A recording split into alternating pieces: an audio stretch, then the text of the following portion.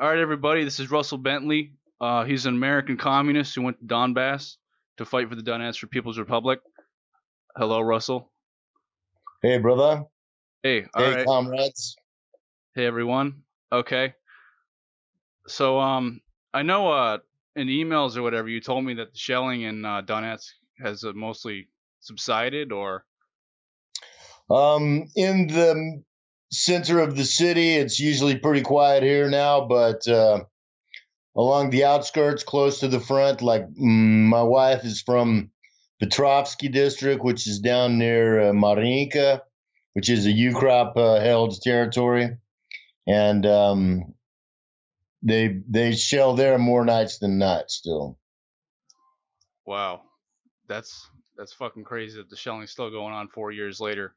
Yeah, it's. I mean, we were out there in Petrovsky the other day on a human aid mission on the 20th, and there had been some shelling just like the night before or something, right where we were.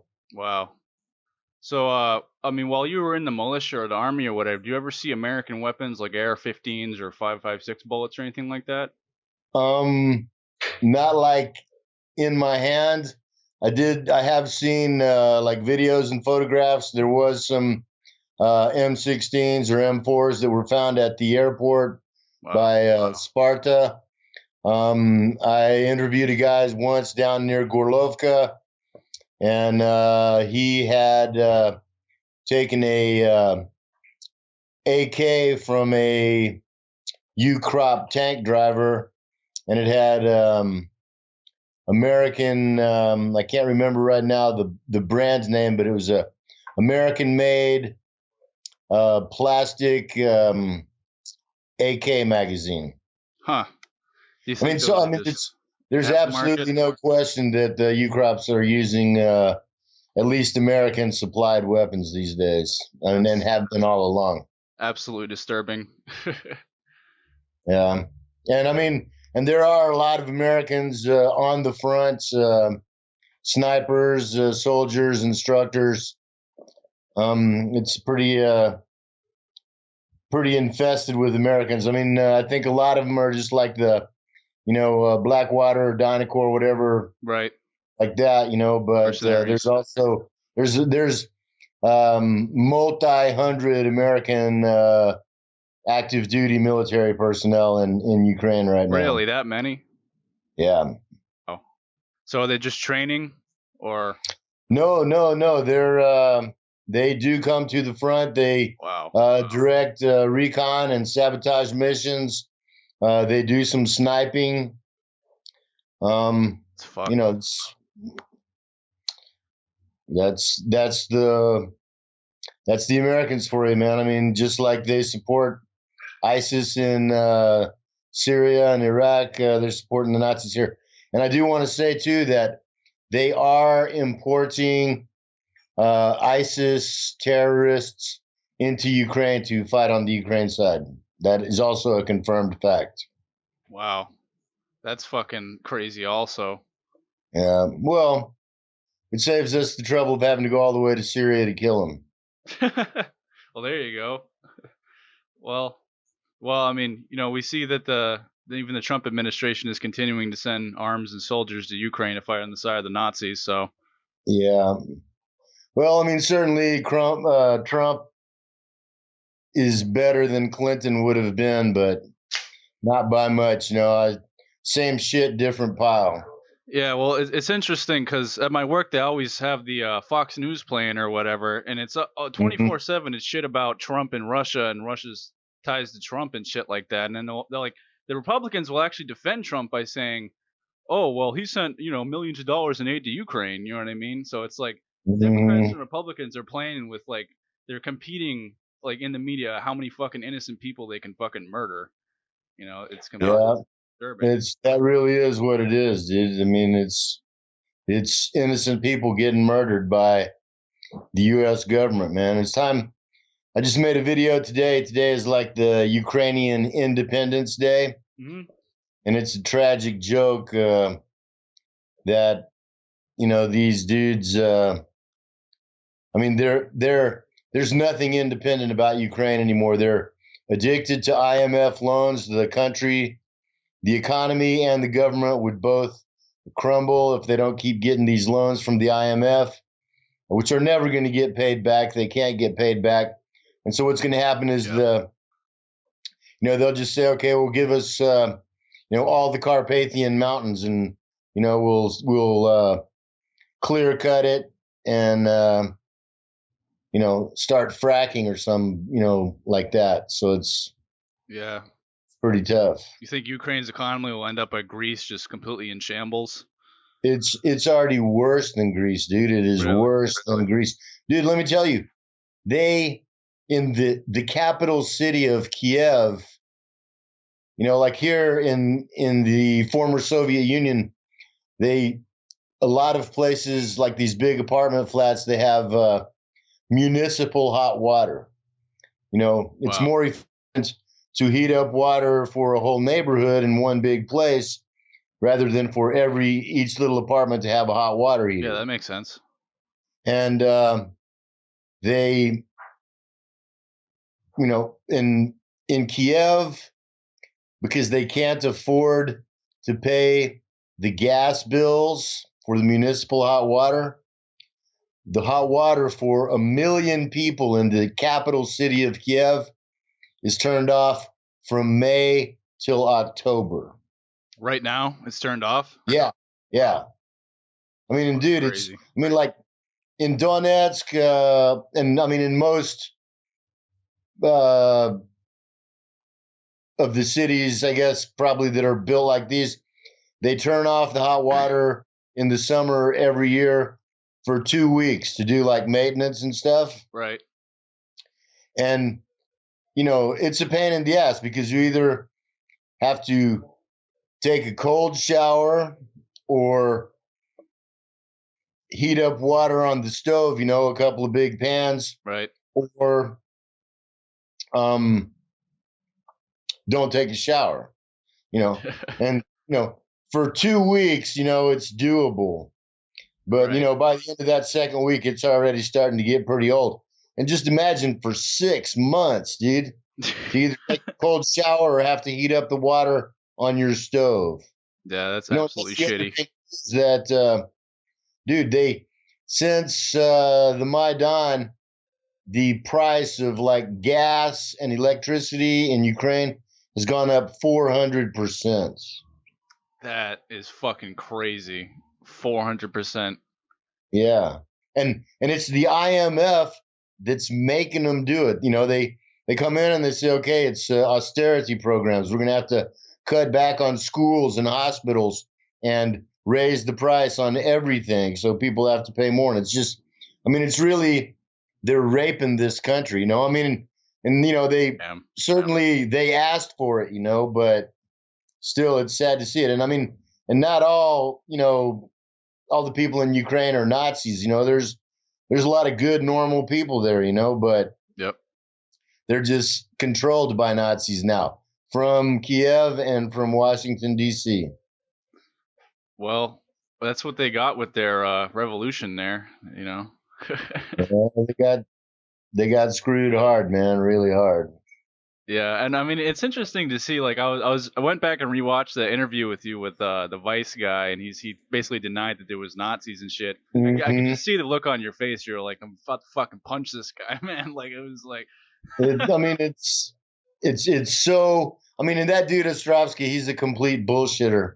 He is the for sure poster boy for prostitute. He is a professional bullshit artist, lying motherfucker, and that's what he is. And but and it's funny too because he tried to do like a hit piece video on me there, make me look stupid and stuff. Yeah. But I ended up turning the tables on him. That video's got over 400,000 views, and it's like 5,000 thumbs up and 500 thumbs down. So yeah, that's why the mainstream doesn't video me anymore. They just write hit pieces about me now, because if it's an uncut conversation, if they say what I really said, then I make them look stupid. Right. For sure. And I mean, you can just tell. Like, you can just look up in fucking YouTube Ukraine neo Nazis. You can see fucking hundreds, fucking tens of thousands of them fucking marching through the goddamn streets of Kiev with fucking pictures of fucking Stefan Bandera, and it's like, That's right, dude. That's really true. I mean, it's not. I mean, dude, they just made the official greeting of the Ukrainian army, Slava Ukraine, Geroyam Slava, which is exactly the phrases from the Bandera OUN army. You know, the Nazi collaborators. right. And they were completely anti-Semitic, completely killed fucking women and children.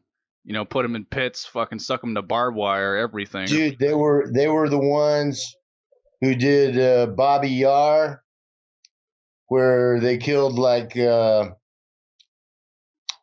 don't know, what 30, 40, 50,000 people in a couple of weeks, man. I mean, dude, this because Donetsk was under German Nazi occupation for 700 days during the Second World War. And I can tell you that in the city of Donetsk, the population before the war was about 450,000. And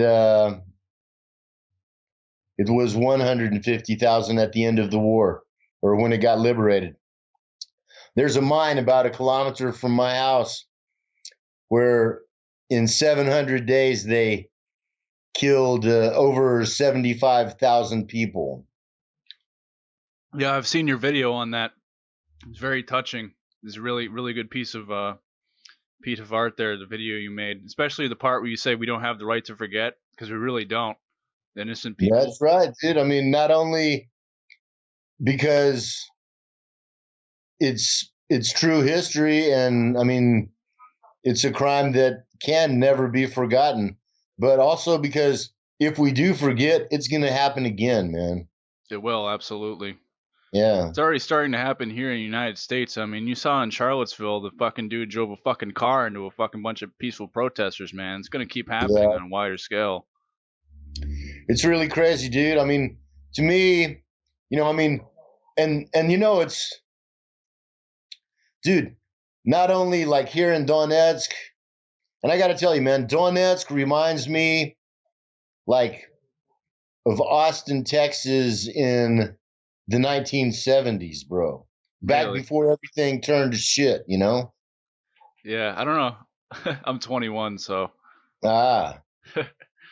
But well, I can tell you, dude, I'm 58, man, and I remember back before it turned to shit, which was around 1980. But dude, back in the 60s and 70s, one man could work 8 hours a day, 5 days a week, and support a family, a wife, 2 kids, buy a house, buy a car for him, buy a car for his wife.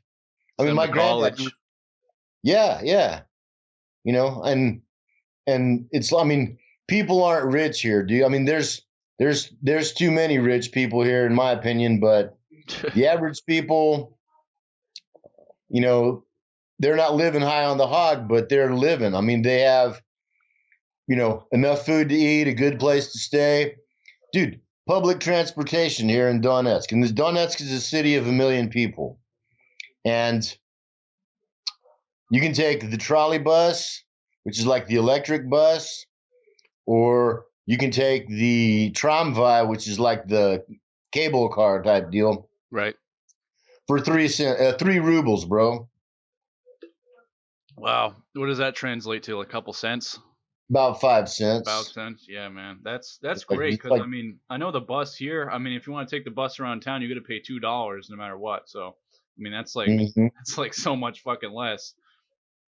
I mean, well, I mean, it's because things are geared here for the people, dude. It's not. I mean, in America, they don't care about what happens to people anymore. They just, as long as the rich people are comfortable, everybody else can go sleep under a bridge or starve or whatever, Yeah, and it's amazing. I mean, people just don't give a shit about homeless people here. I mean, it's like they're basically rotting corpses that are just walking around on the street, and people just ignore them or whatever. And what the capitalist argument is basically like, oh, well, why don't you house them? Why don't you give them money? It's like, well, even if I did do that, which sometimes I do, but it doesn't make a fucking dent.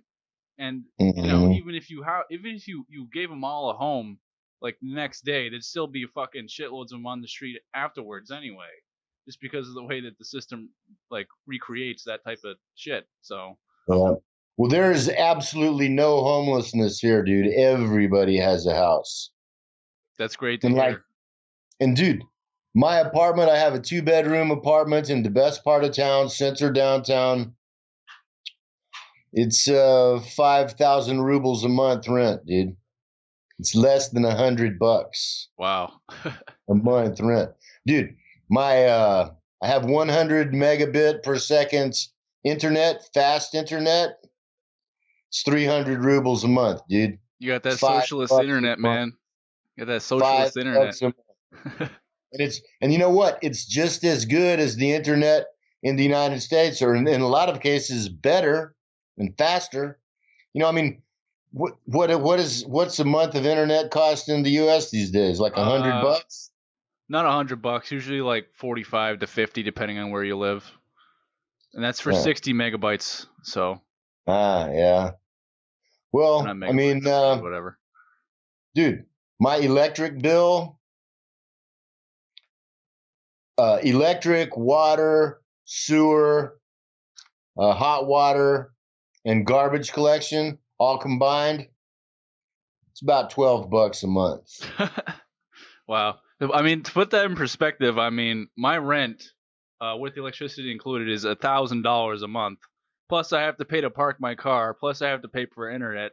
Plus, I have to pay for food. If you're working a minimum wage job, which like I'm not, but like you would really not be able to pay at all. I mean, you'd be on the fucking street, even if you work fucking 40 to Yeah. 50 fucking hours a week, man. So Hmm. Well, I'll tell you something else too, man. Everybody here has a house. Like when you grow up and you get your first job, yep, they basically give you an apartment. that's badass. And there's no homelessness here. And the other thing too, I mean, and if say you're some little old lady that's like a pensioner and you're only getting, you know, 5,000, $100 a month to live on or something, and say you get behind on your electric bill, they don't just come and turn you off your electricity and leave you in the dark. If you get a few months behind, what they do is they put like there's like a little bulletin board at the front door of the apartment blocks, right? Yep. And they'll put up a poster there, and it'll say, apartment, you know, 151 owes 300 rubles for back electricity. Yep. And so I mean, it's a little bit embarrassing, but think about it, dude. They do not turn off the electricity here. Dude, I remember when I lived in Austin, I used to have a girlfriend that lives kind of in a shitty part of town. And the next door neighbors and the people across the street had their electricity turned off, and they were both running their house on generators. Wow. That's got to be more expensive than just paying the electricity, I would imagine. Well, I mean, but you got to remember that when they cut off your electricity in the United States, they cut it off and they won't turn it back on until you pay your whole back bill. Oh, yeah, Plus, that's right. plus, they charge you about $100 for cutting it off, and then they charge you another $100 on top of it for turning it back on. That's kind of like how the banks fucking charge you for having a negative balance. Mm-hmm. Yeah, so I mean, it's the whole difference between a government that is here, that really is for the people, and a government that there really is against the people. It's very eye-opening. But I mean, people get so wrapped up in their environment, their ideology. I mean, they think that the way things are now is how they're supposed to be. You know what I mean? Because they haven't experienced anything else. Mm-hmm. So they think it's normal. They think it's normal for the cities to be fucking dirty. They think it's normal for everyone to be a drug addict, for like shitloads of homeless people to be everywhere, to get paid shit fucking wages. They think it's normal. and you got we as communists, we have to show them a different way, a better way, Yeah.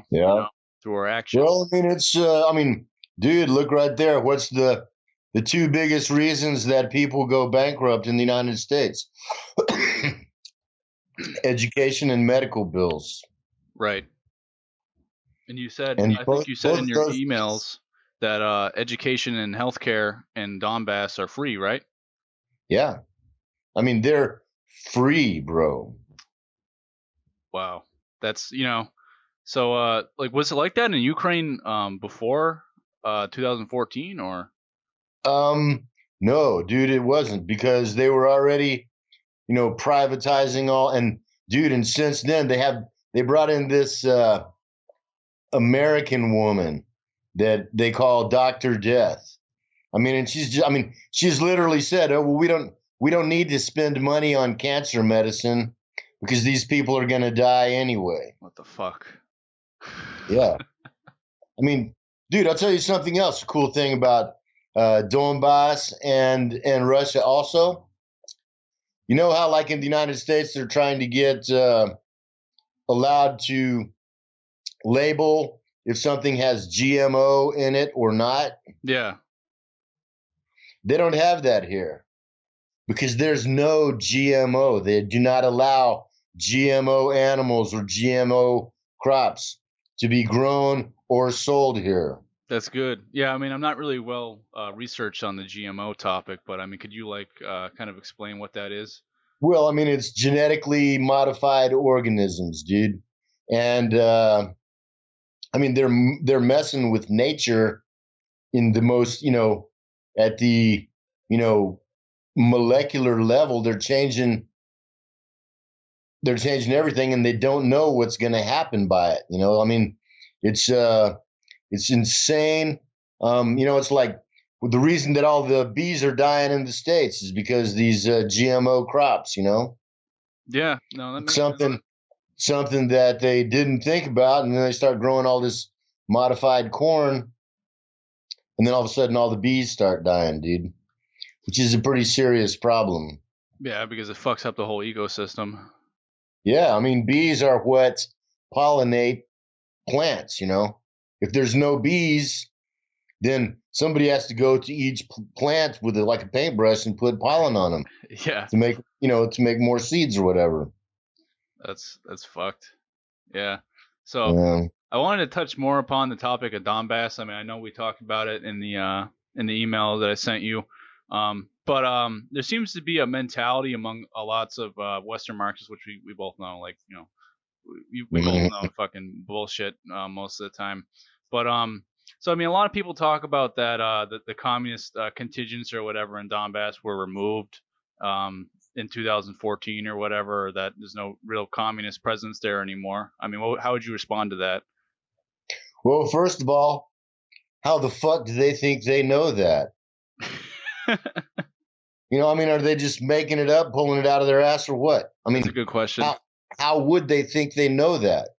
Yeah. Because somebody told them that they read it on the internet somewhere. No, dude. I mean, there's tons of communists here. Tons. I mean, that's cool. Hold on. Let me see.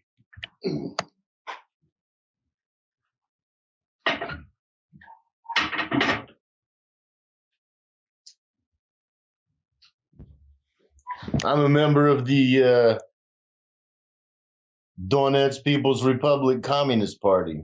Sweet. Fuck yeah, dude. And let's see. I'm number 904. Wow. So when did you join? I got this earlier this year, so maybe the first of the year. Oh, okay. Cool. But I mean, so first of all, I mean, and then it's like, and what it is, like I kind of said in the email, it's first of all, it's a bunch of unqualified pussies talking about shit that have done talking shit about people that have done 1,000 times more. That's real shit, man. You know, That motherfuckers who is, have been fucking shot at by real fucking Nazis, man. You know what I'm yeah. saying? So I mean, like I said, dude, Sud Vremeni is a communist movement, dude. It is 100. You can't be in it unless you're a communist. It's 100% communist. They sent guys here from Ukraine. Guys came, and also from Russia. Guys came to volunteer. And I mean, dude, 10 of them gave their lives here. You know, and I mean, these are real communists. These are real brave soldiers. These are real anti-fascists. There's no way that any of us would be at a position or in a trench with some dude that was a white supremacist or, had Nazi tattoos or some shit, dude. yeah, We'd fucking kill him. it's good to hear. And these guys, what they do is they make up this bullshit to criticize us in order to, first of all, camouflage their own pathetic shortcomings, and second of all, to be an excuse. I mean, because if you go up and you say, "Hey, man, how come you didn't donate $10 for Texas's book or something?" Oh, well, he's in the trench with Nazis, or he's not even a real communist or something, and they just make up these bullshit excuses, and that's all it is it's an excuse. No, that makes perfect sense. Absolutely. I mean, there's been people who have been doing that since the fucking beginning of the communist movement, though. I mean, it's like, yeah, okay, like you want this perfect fucking situation, right?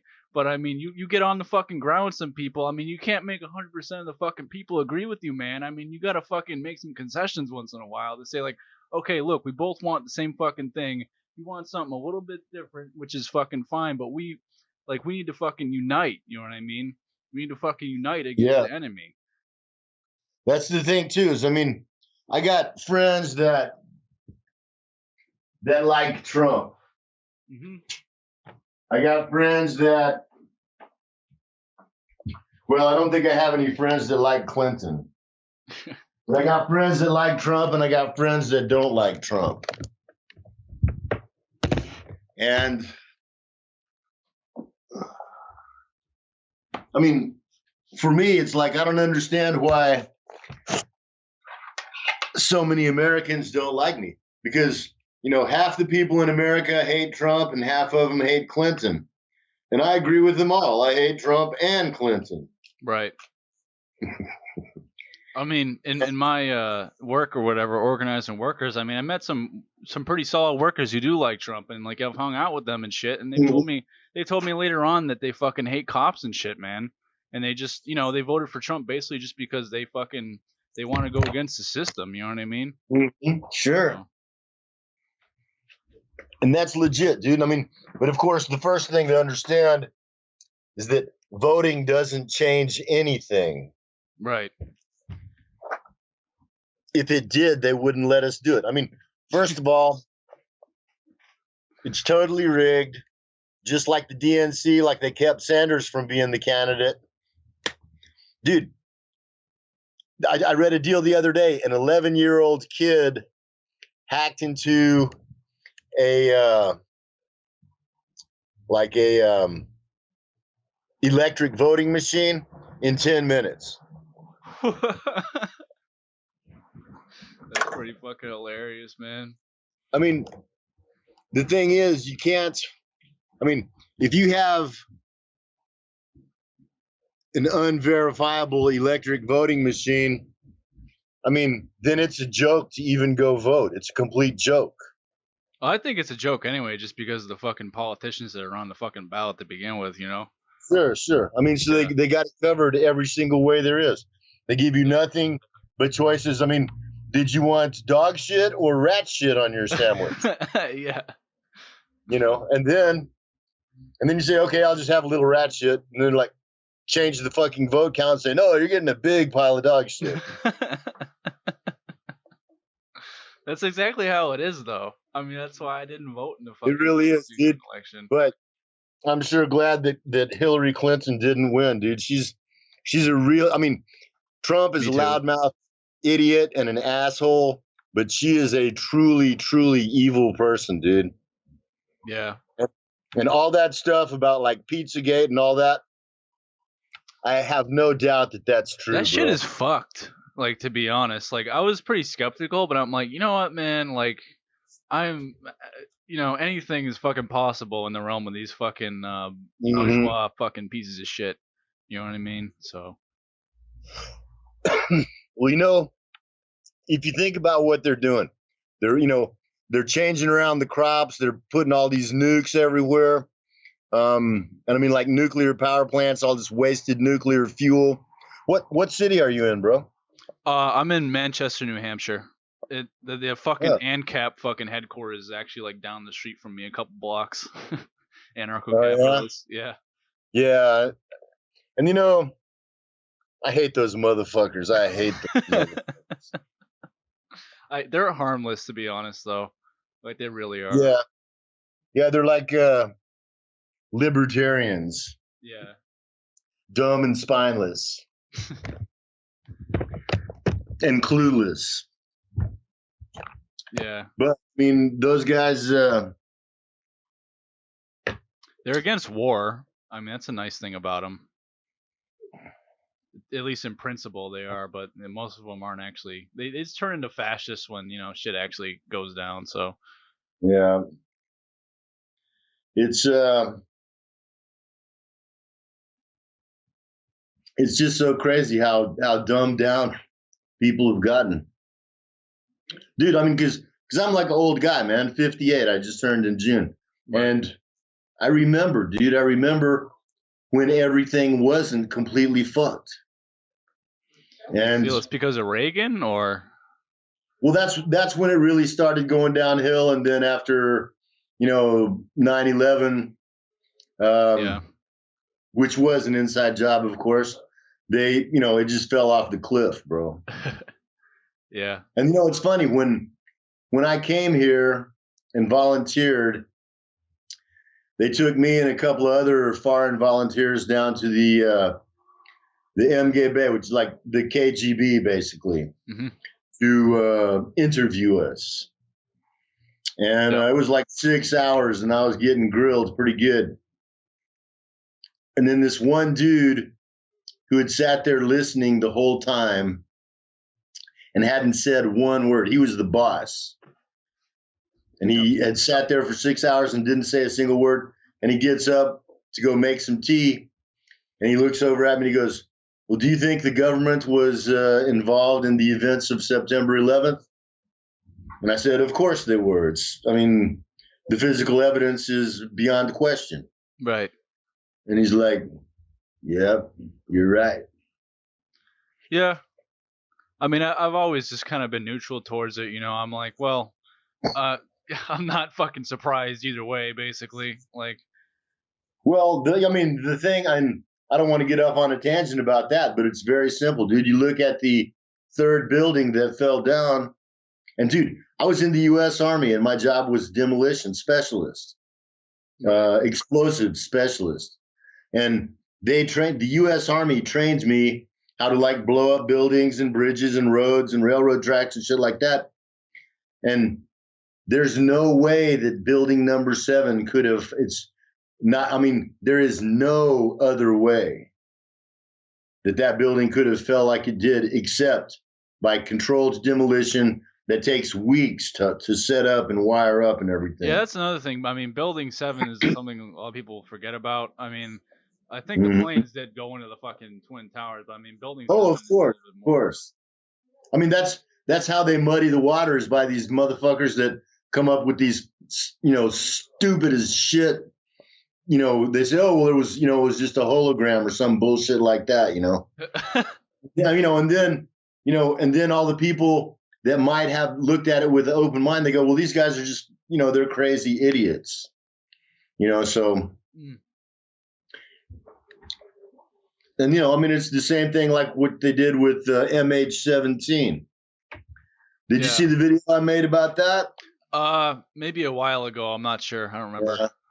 I went down back in 2015 I went down and interviewed a bunch of people who lived there, who were eyewitnesses, who were there that day. Yep. And there was 2 U-crop fighter jets right behind that plane, bro. Yeah. And if you look again, if you look at the physical evidence, there's round 30 millimeter holes in the side of that plane. And it doesn't come from a Buk or from a missile. It comes from the kind of 30 millimeter cannons that those U-crop jets. Does the Russian no Russian military even have Buk fucking missiles? I mean, that would be another No, bro. Right. Yeah. No. And I mean, and the thing about those things, and even the bullshit where, like Bellingcat tries to show, there was the launcher. Dude, a Buk system is 4 vehicles. It's the launcher, the loader, the radar, and the command vehicle. Yep. That's 4 different vehicles. Just the launcher by itself can't even launch, dude. It can't do nothing. It can't launch. It can't get aimed. It can't do nothing. Yeah. But we didn't have them. We didn't need them. We were tearing them down with because back then, if you ever seen the videos of the way the jets and choppers were flying, back then they were flying, 100 feet off the ground. They were trying to terrify people by, flying so close. Yeah. And so then we started tightening them up with just, little Stinger man pads that only can go up like 3 kilometers, Right. Yeah. And so it's just so, and people just get so confused by all the bullshit, and they just believe and say whatever's most comfortable, what all their friends are saying, what the TV tells them to think, And it's a real tragedy. Yeah, I mean, it's such bullshit, man, because it's like, if you had like some serious anti-aircraft fucking armaments like that, like why wouldn't you just be shooting down the fucking U-crop jets fucking day and night, you know what I mean? You'd be fucking blowing them out of the fucking sky if you had that type of fucking. Well, again, it's the simple question of if Russia had given to the Donetsk People's Republic Buk anti-aircraft missiles, which they did not, but if they had, they would have not said, "Okay, here you go." They'd have said, "Okay, our guys are going to come in and they're going to run this system." Right. You need to be trained to use those things. Yes. I mean, they wouldn't have trained us. They would have brought their dudes in, and their dudes would have run it. And I mean, because first of all, they don't want us fucking it up. They don't want us, shooting down the wrong thing. Yep. So it would have been their guys, experts. And there's no way that either visually or from a radar screen, you can confuse a 777 with a fighter jet. Right. So there's no way that we could have done it. And I mean, you look at everything. I mean, that was right at the time, when, people were really starting to buck up and resist here, and they were going to use it as like the false flag to, totally condemn Russia and the Donetsk People's Republic, and use it as the excuse, like, hey, these guys are murdering terrorists. We have to go in and kill them all, or pacify them by whatever means necessary. Yeah. Have you seen the Russian roulette episode where the Simon guy he takes the video or a picture from the dude from VK where I think he's in the Russian military or something. He takes a picture in Ukraine next to some blue houses or some shit, and then he goes to that spot and then takes a picture there, and then he like calls him and he's like, "Hey, were you in Ukraine?" And the guy's like, "No," and he's like, "Oh, well, he was prepped by Putin or whatever." Like, have you seen that or whatever? Mm-mm. No, you should watch. No, I actually watched that dude before I came here. I watched him for a while, some of the early episodes from 2014, but I mean, even before I got here, I knew that he was like pro UCrop and biased bullshit. Oh, he's definitely pro UCrop. I mean, the way I feel about it is that like, I mean, how the fuck, like, even if like there are some Russian volunteers or whatever, it's like, who the fuck cares? I mean, they're being fucking genocided by these fucking Nazis. Like, what does it matter? Like, they're their ethnic fucking allies in Russia. I don't give a shit whether or not they send stuff over. Like, that's irrelevant to me. It's completely irrelevant to me. Well, I mean, and the same question. I mean, what would happen if Russia made a coup in Canada or Mexico and Yeah. installed their puppet government. And, and the people of, I don't know, Quebec or something started resisting.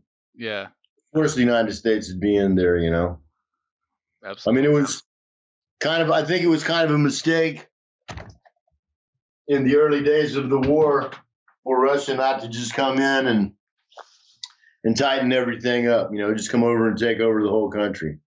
Yeah. Fuck them. Honestly. But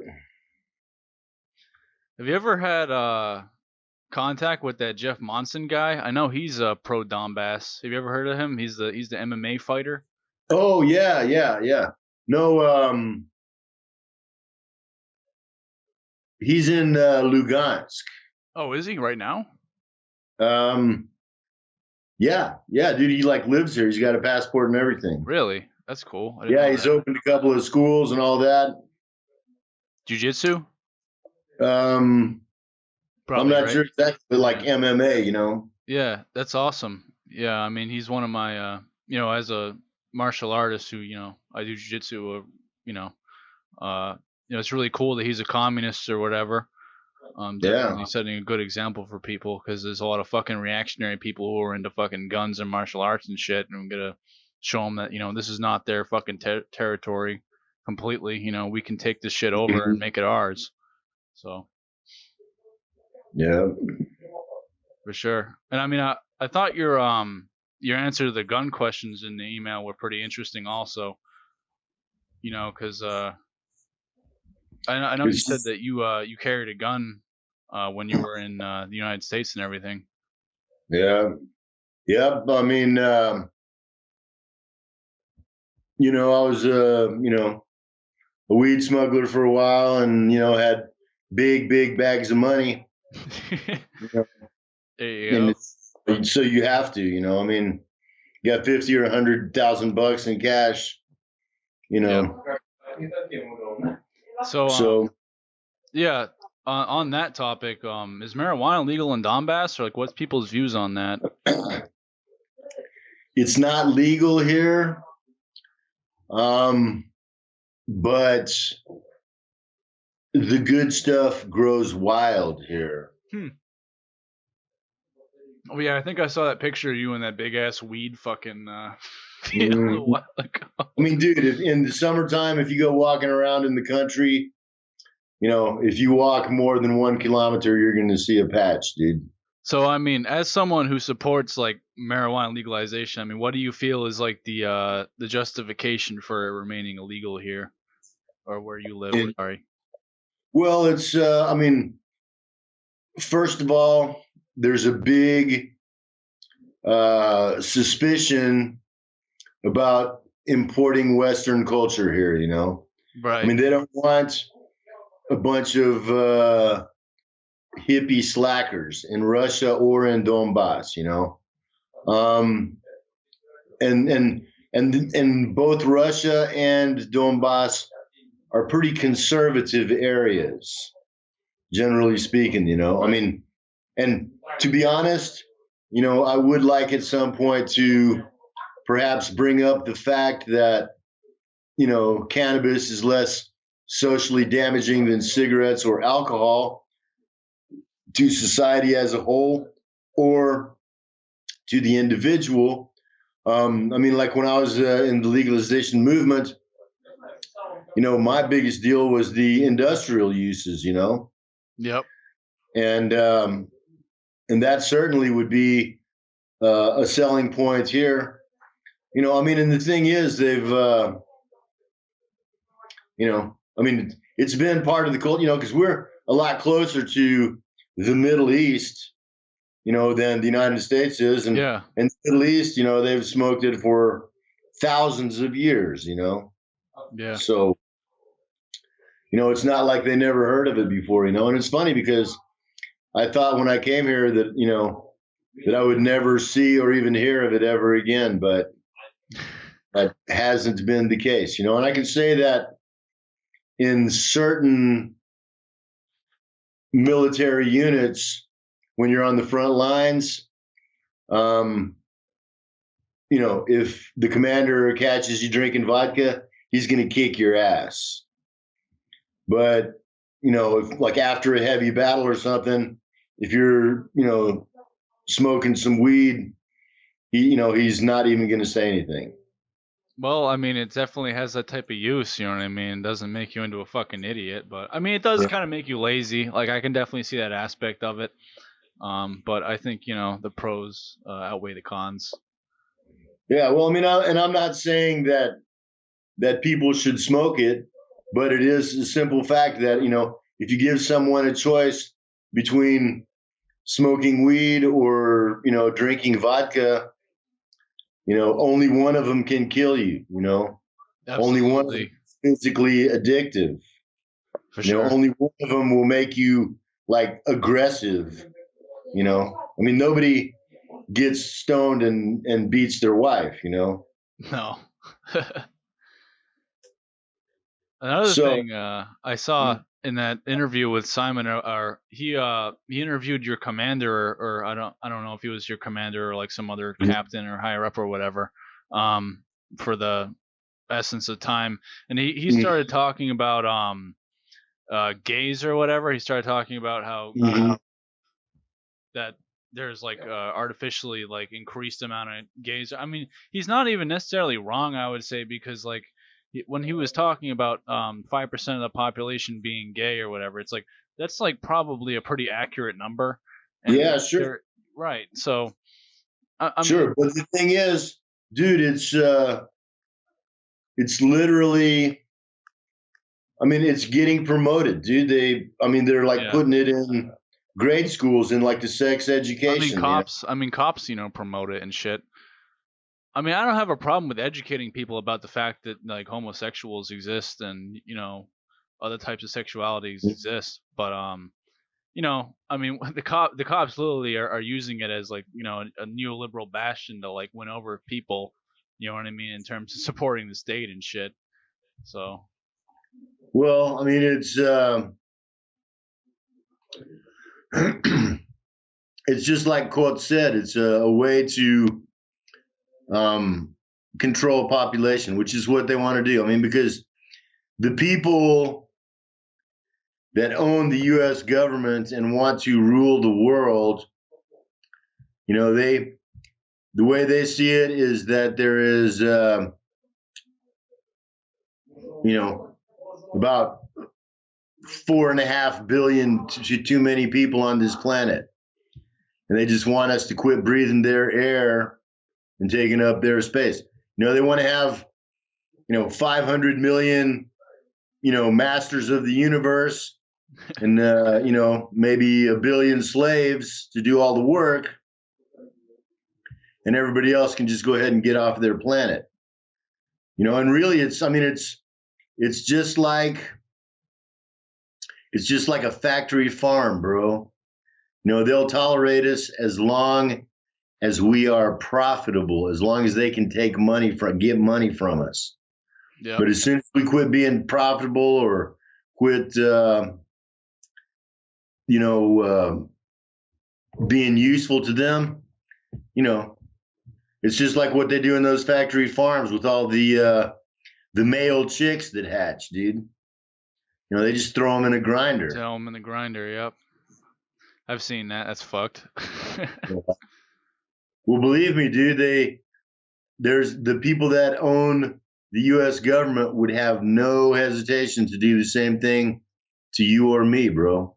Not at all, man. When I was locked up, I mean, I talked to some people and they were talking about how if there was ever like a serious fucking civil situation or whatever, they would just fucking leave us in there and fucking gas us or whatever, you know what I mean? Dude, they wouldn't even waste the time gassing us. They would just No.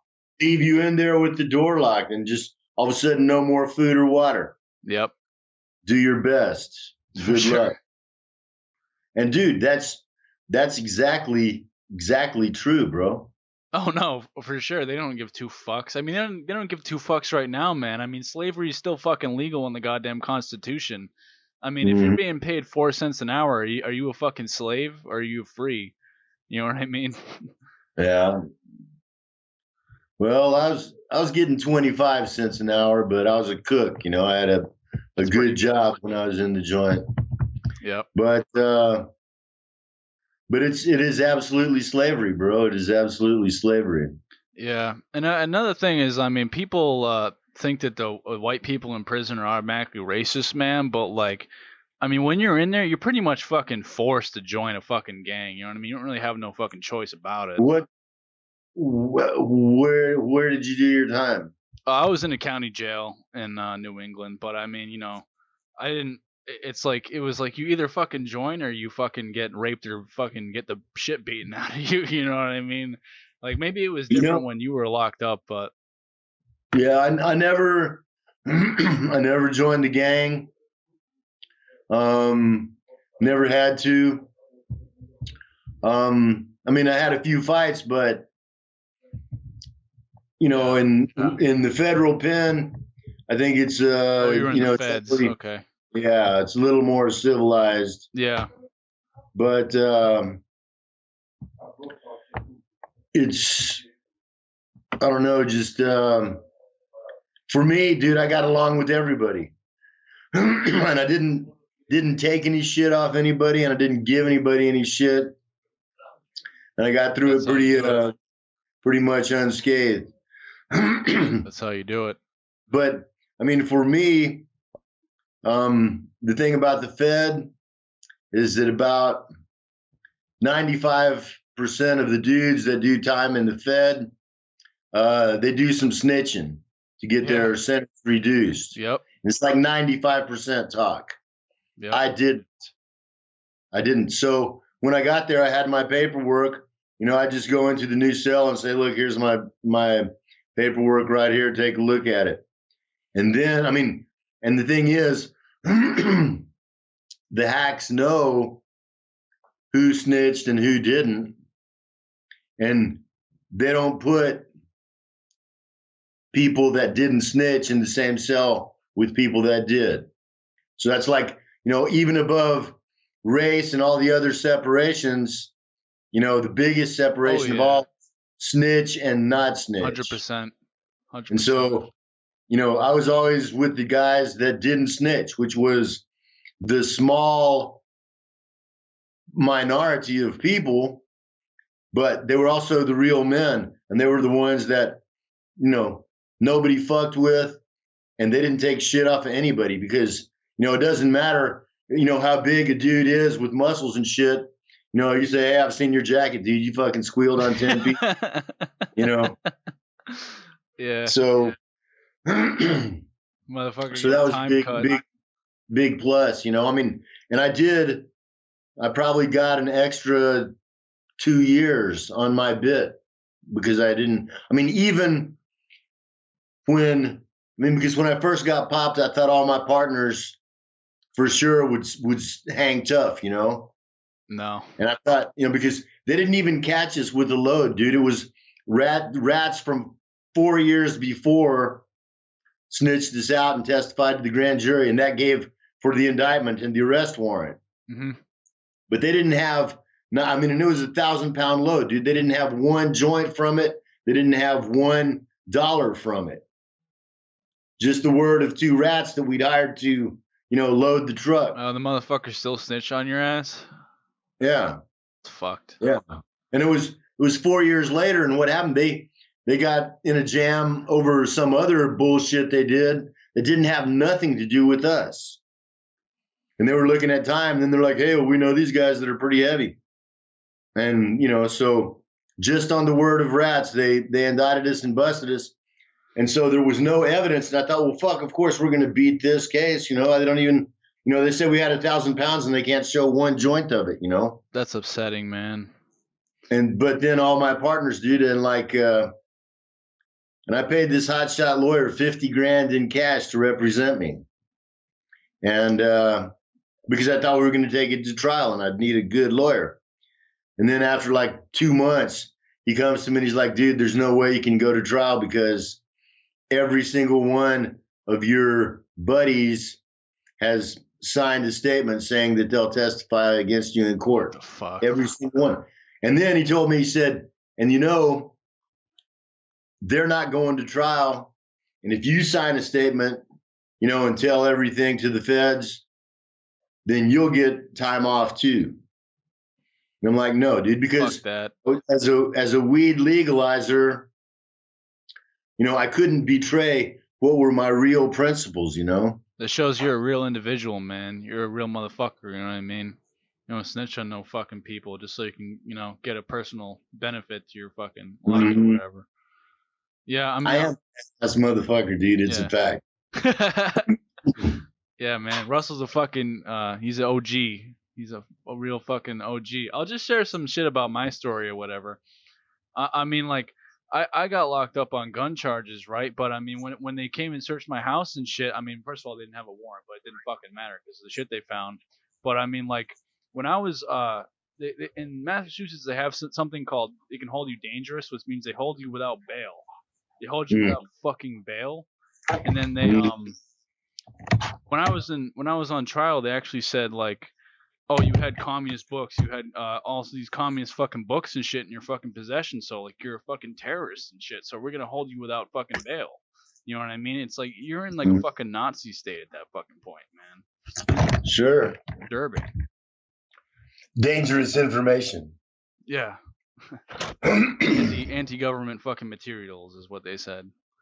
Yeah. Well, I mean, at some point, if the government gets so bad, you have not only the right but the obligation to work against it. For sure. I agree. And personally, I think it got that bad a long time ago. Yeah. And that's why I came here. Not just to fight against Ukrainian Nazis, but also to fight against this conspiracy from the American Nazis that are really the ones that totally called the shots here, Yep. And so, because it's the so-called resistance in the United States is so infiltrated and fractured and,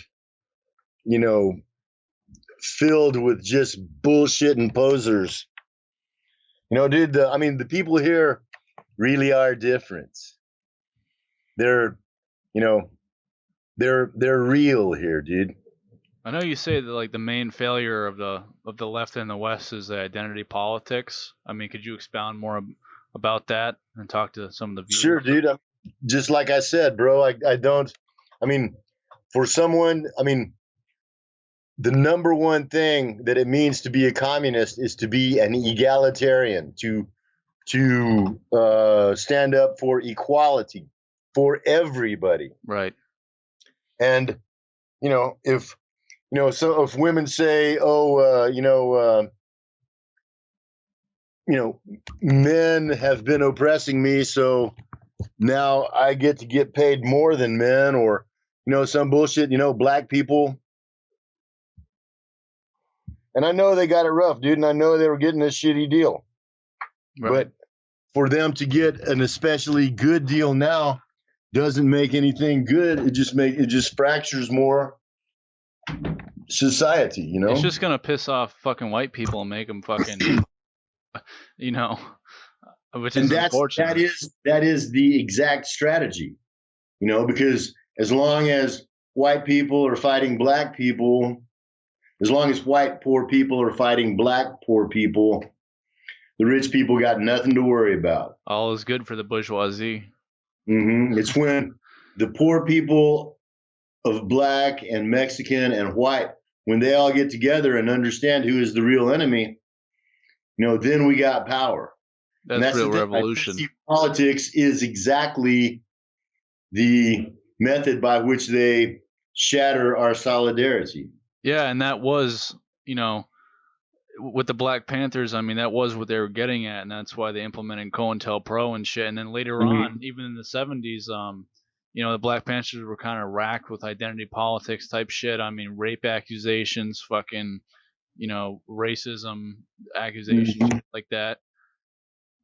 I mean, it completely destroys the movements. I mean, I've watched it destroy multiple fucking movements. You get a real solid organization, and you just call one person a fucking rapist without any fucking evidence, then it's like, that organization is fucking done in the eyes of most people. It completely Mhm. destroys it. It's an incredibly fucking effective strategy on the side of the state. And they work hard at it. They spend a lot of money on it. And they're busy working on it right now. Yes, they are. So I mean, and for me, dude, I mean, it's the whole thing about all these distractions, all these bullshit distractions. Like immigration or tearing down Confederate statues or something like that. Right. It's just it's something to get. I mean, these Trump supporters and the Antifa have so much more in common than they actually realize. Yeah. And I mean, as long as they're fighting each other, the real enemy can just sit back and watch. Yeah, I mean, people shouldn't feel ashamed with uniting with the fucking right wingers as long as it serves a communist purpose. You know what I mean? I don't see what the Yeah, problem is. well, I mean, and what is the communist purpose? What is the human purpose? It's to make a better world and a better life for everybody in this world. And it doesn't matter whether you're religious. It doesn't matter whether there's a life after this, whether you get judged for what you did, because the thing is, the right way to live is the same, whether there is a life after this or whether this is the only one. Exactly. Because if there is a life after this, then you got to be good, so the next one will be better. And if there isn't, then this is the only one that there is. That's all you got. It should be as best as it can possibly be for everybody in it, for everybody. Yes. For sure. Yeah, I mean, that's lost amongst a lot of people, unfortunately. I mean, they want to make a revolution with kids' gloves. They don't want to associate with people who they think are bad or whatever. But they don't understand the pragmatism of Lenin or the pragmatism of communists historically. That sometimes you got to make alliances with people who are fucking not necessarily good people or people that you want to make alliances with. But to complete your goal, that's what you have to do. You don't have a choice. So. Mm-hmm. Well, I mean, the people here, I mean, like I said, dude, we don't make alliances with fucking neo-Nazis or ultra-nationalists. I mean, and that's just, it's just a bullshit rumor that got started to give people an excuse not to support us, but it's completely untrue, man. That's good to hear. And anybody that talks that kind of shit, go, where's your information? Where's your proof? Let's see the picture, And while you were talking about religion or whatever, I know you mentioned in the email that you said Donbass doesn't have a state religion. That's actually completely contrary to like a lot of the shit that I've heard over the years or whatever. Because I always thought it was Eastern Orthodoxy or something like that. Well, I mean, that is the majority religion by far. But like I said, there's mosques, there's synagogues, there's Catholic Church, there's Protestant Church, there's Baptists. Now they did run all the Jehovah's Witnesses off. Oh, did yeah. But it wasn't because of their religion. It was because they were, jacking around in politics. They're pretty annoying. Well, they were actually doing some subversive shit here, so they just said, really, we're not gonna have it. Yeah. Jehovah's Witnesses were fucking. That's crazy. Michael Jackson, yeah. No, but so basically they're like, in terms of like the Constitution or like the actual laws of Donbass, there's no like enshrined state religion or anything like that. No, not at all, dude. Not at all. Well, I mean, and that's actually another lie that gets told about communists in the Soviet Union is that, I mean, religion was discouraged in the Soviet Union, but it still existed. Right. I mean, and I mean, like the the Russian word, what people say instead of thank you, they say spasiba. Yep. That means, and that's like short for, God protect you. Really? I didn't know that. Yeah. And that's, that's a word you hear every single day, and even in the Soviet Union times, of course, you heard it. But after the Second World War, the Soviet Union actually did rebuild a lot of churches that got destroyed. Yeah. Like I said, I have 3 really close friends that are Orthodox priests. One of them is my godfather. And, they've all served in the Novorussian army as soldiers. And, they take me around. They said there's, maybe about 25 miles from here, there's a Orthodox church that's over 200 years old. And it's been there the whole time. My first combat position was a Orthodox monastery, or actually a convent, right next to the airport. And there's there's no state religion. There's religious toleration. There's actually a lot more Muslims here. But not that just came here as immigrants, but whose families have been here for 100 years. Yeah. Than you would expect. Just off the bat. Remain Tartars and things of that nature. Yeah, sure. And just all all different kinds. Because like in Donetsk, when it got founded in 1869, this dude opened up a steel mill and some coal mines, and he sent out these advertisements all over the world for people. If you want to have a good job, you can come here. We'll give you fair pay. It's a nice place.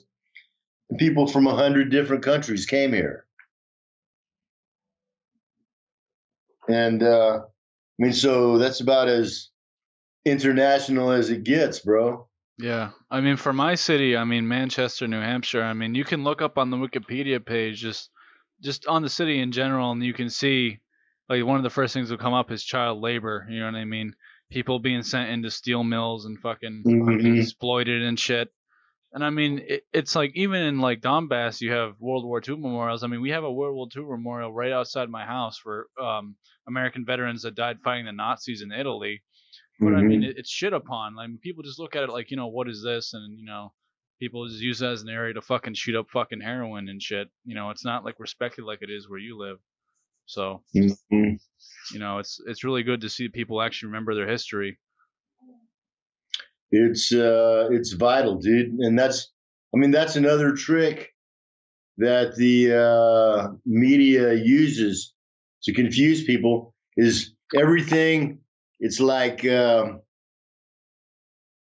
it's like each thing that they present isn't connected to anything else, and it's like, yeah, you have to have context. You have to know what happened before. Yeah, absolutely. And so understanding history is not only really cool and interesting and inspiring, but it's vital to understanding the present and the future. Absolutely. So I'm just going to touch upon my notes real quick and ask you some questions that I think some of the viewers might want to know. So in terms of like political communist parties in the United States, like would you recommend any of them, or do you think they're all just like shitty? Well, there's like 6 or 8. There's quite a few. And they tend to spend more time squabbling against each other than they do trying to get it done. But if I had to choose, I'll tell you what, the RCP USA is one that, the dude Bob Avakian, they say that, it's a cult of personality and it's just the Avakian fan club and stuff. But he's he's written some very good things. One of the books that I mentioned in that email, The Science of Revolution, was written by a guy that was in the RCP USA and published by the RCP USA. So, okay, cool. I would give them respect. And dude, you can find the link to that book for free Cool. on the internet. I think I No, sent absolutely. it. I mean, I've known a lot of good comrades from the RCP. That's the one that I would have, the most trust or respect of. Dude, I remember when I was living in Seattle back in about, I don't know, 2005, something like that, dude. And I'll tell you this story. And I was down, I used to always go on the May 1st marches for immigrant rights. Yep. Because my very first job when I was a teenager in South Texas, there was no jobs in Brownsville, so I went across the river to the city of Matamoros. I was a illegal immigrant worker in Mexico, bro. Wow. And that's no bullshit. I was a welder in a big factory. I made $92 a week, and that was my job. So, I've always, and I mean, had tons of, Mexican friends, a lot of them illegals, but they were just wonderful people and did great work. So I've always had, affection and respect for immigrants. Yeah, absolutely. And so I was down there at this immigrant rights march in Seattle, which is supposed to be like a really hardcore progressive town and all that. And I heard these people talking. There was this dude that was running for U.S. Senator on the Green Party ticket. And I heard some people talking, and they said, we know the ISO, the International Socialist Organization. Right, yep. They said, those guys are doing more work on the guys' campaign than the Green Party people are doing.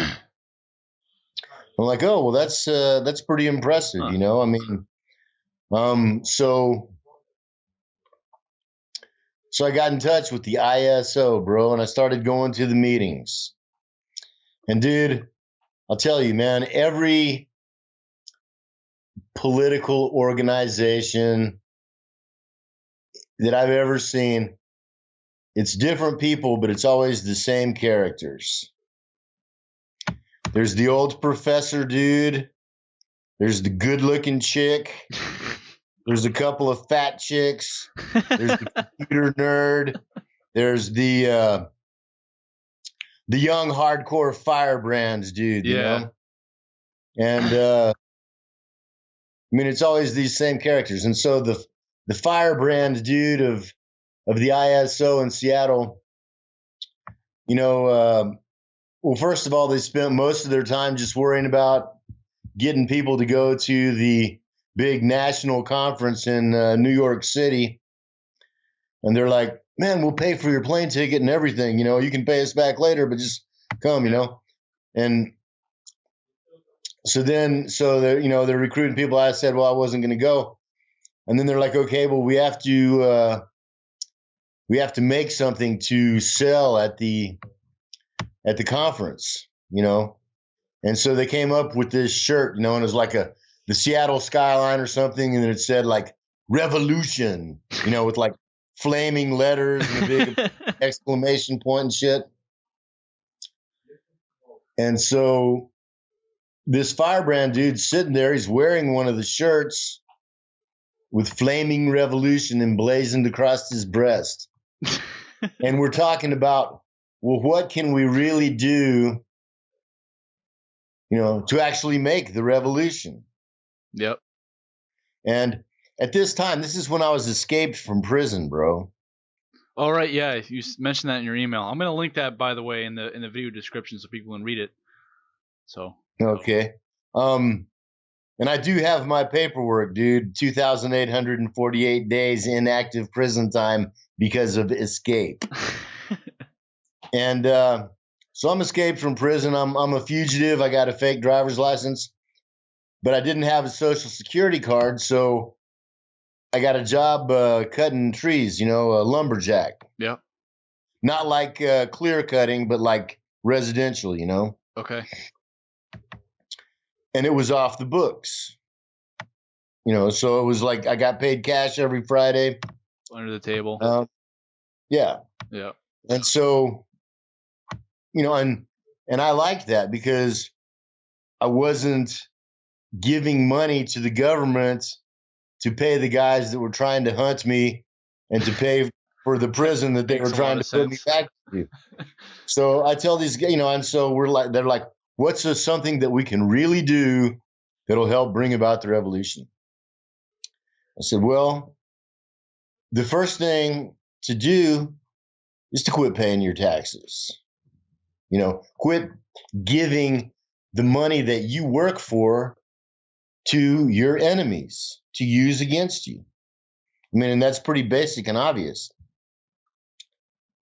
And everybody was completely silent for a minute. And then finally, the young hero firebrand dude, he says, well, if we quit paying the taxes, we might get in trouble. It's part of the deal of being a communist, I guess. Well, I mean, it's the smallest first baby step that you can make. And the motherfucker's sitting there with flaming revolution. Yeah, So it's like these motherfuckers that they got guns or something, and you say, okay, let's go. Well, we might get in trouble. If they want to go down to the shooting range and shoot paper or something all day long, or take pictures of them standing there with a ski mask and a fucking gun or something. But when it's time to okay, let's go to the place where our enemies have guns and they're going to shoot at us and we'll shoot back at them. Yep. And then they're like, no, it might be dangerous. Yeah. So we're not going to go, So that's the whole that was the last time I went to one of those ISO meetings, it's like, it was just a fucking circle jerk of dudes that want to sit around and talk about shit but never do nothing. Yeah, I mean that's another thing with guns is when left the left has been supportive of guns within the last couple of years. They've dropped this whole liberal bullshit about oh yeah, guns are bad or whatever. So they mostly support guns now, but they don't understand why, and they don't understand pragmatically the strategy. Because if you're gonna get guns, you have to understand there's people who can't actually get guns legally. There's people who have been incarcerated who have felonies who can't get them. There's people who don't have enough money to get them. So if you do have the ability to get them, you need to do that, and you need to not be a fucking pussy about it. You know what I mean? So. Well, I mean it's it's a certain simple fact that a gun never killed anybody just by itself, Yeah. Somebody had to point it and pull the trigger, and dude, there are, war is a very terrible thing, dude. It's fucked, man. And it's waste and destruction and suffering and sadness and death. Absolutely. But there are things that are worse than war. Yeah. And fascism is worse than war. Being a slave is worse than war. Yes, it is. So, if you're not willing to be a slave and someone is coming with a gun to make you a slave or just to fucking kill you because they think your cell phone looked like a gun or some bullshit, then at some point you have to stand up. And it's, if you're going to stand up, you might as well be as well strapped as the guys that are coming to fight you, Absolutely. A lot of people don't know that you can buy body armor on eBay. You can buy military grade body armor on fucking eBay, man, for $100. You know what I'm saying? So. Well, I would go ahead and test it first, dude. Yeah, I saw your video. $100 body armor on eBay, and I wouldn't I would be careful. I wouldn't trust it until I tested it myself. Did you ever see that video I made about testing the U-Crop body Yeah, I armor? did. It seemed like it was pretty effective. I mean, except for the Dragunov rounds or whatever. Yeah. Well, I mean, it's it was class 5 body armor, but there are armor piercing bullets that'll go through it. Right. But that was actually a good vest. I mean, and I've seen people. One buddy of mine, he got shot by a sniper right in the chest, but he had a good low profile body armor. He had it on under his field jacket.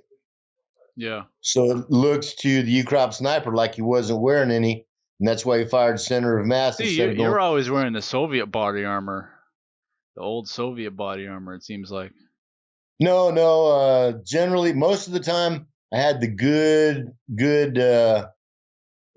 black vest that was very very low profile. It was just like my buddies that got shot in the chest. But there is a couple of videos when I had. I mean, basically, those are when I traded out to a young kid, and he had the shitty Afghanistan stuff. Yep. And I let him use mine. Yeah. I gotcha. While we're on the topic, I know in one video you said that you prefer the AK-47 to the AK-74. I was actually curious as to why your reasoning for that. Well, and really, I don't prefer the 47. I do prefer the 74 because the reason is that for the same weight, I mean, you can carry four magazines of AK-47. 4 loaded magazines of AK-47 weigh the same as 6 magazines of AK-74. Right. It's a flatter shooting round, straighter shooting, and it also has a better flash hider. So I do like the 74 better. The AK-47, some of the Spetsnaz guys do prefer it. Because it does hit a little bit harder, right. Has a bigger bullet, makes a bigger hole. But I'm pretty fond of the 74 these days. Yeah, and I know in America, I mean, people should probably pick up an AR-15 over an AK-47 just because the ammo is much more common than AK-47 ammo. Well, I mean, I had a bunch of guns in my younger days.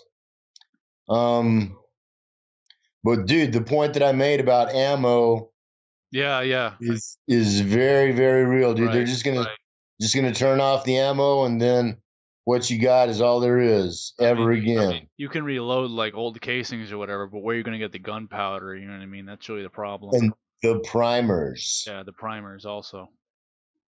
I mean, it can be done homemade, but it's not reliable. It's not the way you want to do it. I mean, you can make a homemade shotgun out of plumbing pipes for $20 from Home Depot. Yeah. That'll work good. But you can't make homemade bullets, I mean, that are reliable. So I mean, for me, I would say that everybody should have a 9mm pistol, a shotgun, that's what I got. And some kind of rifle. Yeah, I had an SKS for a while, but SKS is a good one. Yeah, here I'll show mine. This is a Smith and Wesson M&P 9mm. M&P, those are nice, dude. Yeah. You got a Makarov? Yeah. Cool. And dude, I love it too, man. It's I don't leave home without it. I mean, there's hitmen in this city looking for me every day. Yeah, like that Givy or whatever was fucking assassinated not too long ago. Yeah. Givy and Motorola. There's Ukraine Diversants, hit squads here. So, and I'm on their list. So I don't go outside unarmed. But the Makarov holds 9 rounds, 9 millimeter. It's not like 9 millimeter parabellum. It's a little bit smaller bullet, but it hits hard. It's good for 50 meters, and it's a completely reliable pistol. And dude, it fits in the pocket of like my shorts. Yeah, and you can't even see it. Because I don't want to walk around, with the pistol sticking out. It makes Russian people or Nova Russian people that live here, it makes them a little bit like, well, who the fuck is this foreign dude? How come he's carrying a gun? Yeah. But so I conceal carry, but I always carry, and it's a small enough gun that it fits into the. I buy my shorts and stuff, making sure that they have big pockets. But like the shorts I'm wearing right now, it'll fit in the. I know what you mean. Hip pocket, and you can't even see it. Yeah. But it's there if you need it. For sure. And I think that in the future when shit actually starts to heat up, the US will definitely start restricting gun laws everywhere. So I think people need to fucking buy some when they can, man, because it's like the left is already in a position where they would just get fucked by the right wing if it ever came down to actual violence. Like, if they want to have any sort of chance of survival, they need to fucking seriously do what they're doing. You know what I mean? They need to it's like Odessa, when they burned up all those people in Odessa. If your enemy is armed and you're not, you're fucked. Yeah. And whoever the enemy is in the States, they will be armed. They will, absolutely. The Ku Klux Klan or the cops or whoever. So you might as well. And it's the thing about guns and gunfighting and war and shit. It's like these all these dudes. They write me, not so much anymore, but a couple of years back, I was getting like once a week. Some dudes write and say, "Hey man, I want to come kill Nazis." Yeah. I'm like, dude, you don't understand. It's because every time when you stick your head up out of the trench or out the window to aim and fire, well, they can fire back at you. Die. Yeah. So it's like, you have to understand that there's no guarantee of tomorrow when you're in war, man. Very serious. Yeah. And while you were in the US military, I think you said you were stationed in where? Czechoslovakia, East Germany or something? Germany. So in West Germany. What did you think about the situation there? While you were there. In Germany? Yeah. This was back in like 1982, bro, but yep. It was a pretty nice country, dude. You talking about cool, West Germany? Yeah. Yeah, Frankfurt, Nuremberg, Munich. We went to Oktoberfest both years I was there. That was a blast. And they used to have in Nuremberg every summer, they'd have this rock concert called the Summer Night Fest. And dude, I saw Jethro Tull, Neil Young, really, Motorhead, cool. Iron Maiden. Damn. And it was at Zeppelin Field, dude. It's in Nuremberg, where they used to have all the giant Nazi rallies. Damn. And you saw Iron Maiden? Yeah, dude. That's sweet. And there'd be like 40, 50,000 people at this concert, and it would fill up about 1/10 of this giant stadium, dude. Literally 1/10. And where everybody would sit was like right where Hitler used to stand and give all these fucking speeches, Wow. I thought that was pretty cool. That's fucking sweet. Yeah. Yeah, man. So a couple other questions. Have you ever heard of the rapper MC Val? I know she's like a rapper in Donbass or whatever. My girlfriend really actually showed them to me. They're pretty cool. I don't know if you ever heard of them. No, I I don't haven't. know if it's like MC Val or Mac Val or something like that, but I mean, I'll send you a link to them. They actually Cool. rap about the Nazis and shit, and how people have like forgotten about the fucking Holocaust and shit. I believe she's from Donetsk. I'm not sure, but yeah, I'll definitely send you a link. Pretty Dude, that'll cool be great. shit. Yeah. So let me just look at my notes real quick, make sure we didn't miss anything. Well, I mean, like, I'd like you to address one more time about the accusations about there being right wingers in Donbass. I mean, that's like the main problem for Western Marxists, in terms of supporting Donbass. So, address them seriously. Okay. All right, dude. There's I mean, the very first episode of Donbass with Tejas at Blizna, my old position in Spartak. Yep. I interviewed a guy there. I interviewed two guys, or three guys actually, but the second guy, he says, and it's got like English, he's speaking Russian, but it's English subtitles. He's like, dude, Donetsk was always an international, completely non-racist city. He said, I have never seen a single skinhead in my whole life in Donetsk. And of course, I've been here 4 years and I have never seen one either. I mean, they all ran off to join Pravi Sector or something, dude. But I mean, it is not only a lie, it's a stupid lie to say that we have, right wing, and it's just a fucking lie, dude. That's what it is. Yeah. And I'm telling you this, dude. I know people in Sparta Battalion. I know people in Somali Battalion. I know people in Vostok. I know people in the Spetsnaz. And dude, not only is there not any here, if they were, we would kick their ass all the way to fucking Kiev, dude. It is it's like saying, oh, there's black people in the Ku Klux Klan. Yeah. It's literally the same as saying that.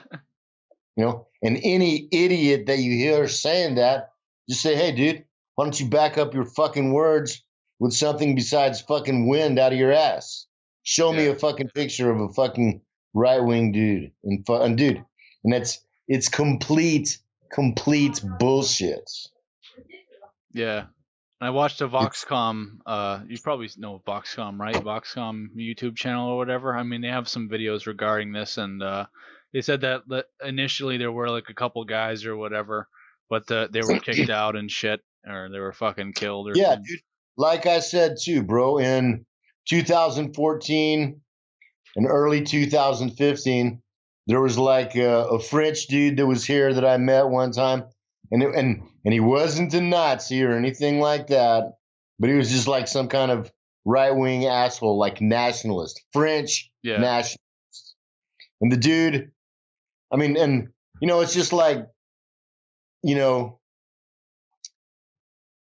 any collection of 60,000 people, much less an army, you're going to have some fucking shitheads. You're going to have some idiots. Right. You're going to have some assholes. Absolutely. But that doesn't, I mean, this thing about like there being right-wing units, that's complete bullshit. Complete bullshit, dude. Yeah. I mean, they think that there was a few dudes that were right-wing, like about as far as like a Trump supporter. Right. But they weren't from here.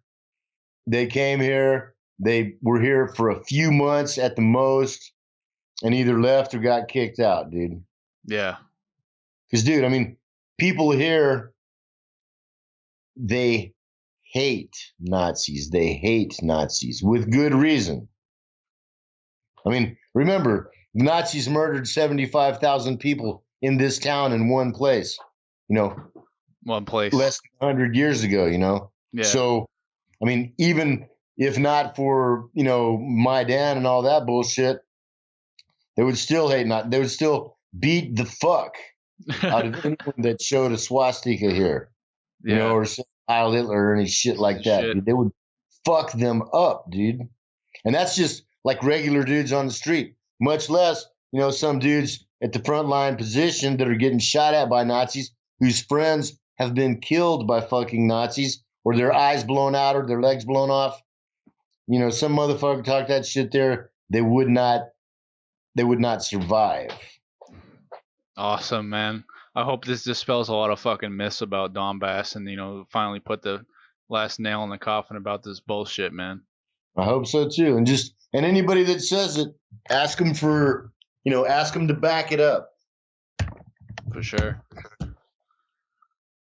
All right, man. All right, I think we've had us a pretty good hour and a half long conversation. Absolutely. Good talking to you. I would shake your hand if I was not halfway around the world, but all right. Well, it's the thought that counts. Tell your girl to quit beating you up. All right. All right, bro. And keep in touch, man. Send me a link and let me know what kind of reaction you get. All right. Thank you. Thank you very much, Russell. Adios, brother. Red power. Okay. Adios.